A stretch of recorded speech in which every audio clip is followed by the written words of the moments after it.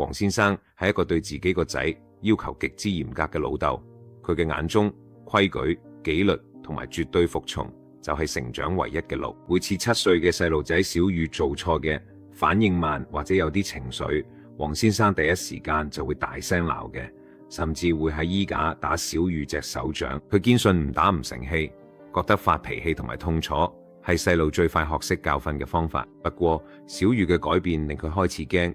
原本活潑嘅細路仔變得越嚟越沉默內向，望人都縮埋對眼。但奇怪嘅係，喺學校老師反而投訴小雨開始對同學用暴力，甚至用嘅老豆鬧人嗰種語氣去羞辱嘅弱小同學。黃先生好叻，冇心理，我哋嚴教喎，點解佢會變咗做一個又膽小又兇殘嘅怪胎？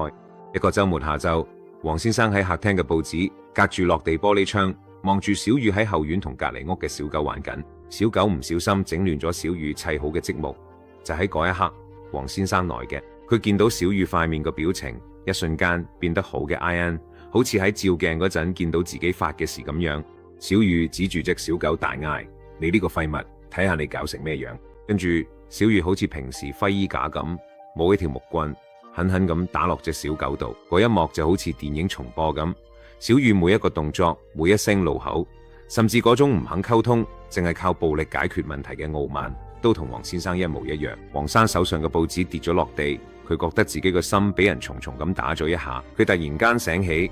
原來小朋友唔係一張白紙，而係一面鏡，喺每日嘅小朋友面前上演暴力戲碼，但又希望小朋友學識溫柔同修養。佢哋屋企種落恐懼嘅種子，但又希望小朋友可以開出自信嘅花。黃先生今次行出後院，佢再衝過去鬧小雨，佢輕輕跪咗喺草地上，攞住震緊嘅小雨，眼淚都流咗出嚟。佢同小雨講：阿仔，對唔住，你係因為見到爸爸嚟做，所以先學識咁樣對待世界，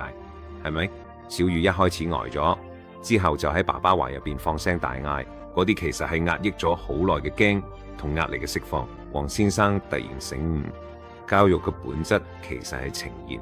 而唔係灌輸。喺開始明白唔同性格嘅小朋友喺父母行為影響之下會有唔同反應，父母就係小朋友一世都擺脫唔到嘅活教材。當你指責小朋友有咁多缺點嘅時候，不如先照下鏡。如果你想小朋友溫暖，你自己就要先成為一啲光；如果你想小朋友正直，你自己就要先做隻鹿。教育唔係淨係修剪枝葉，而係要改善土壤。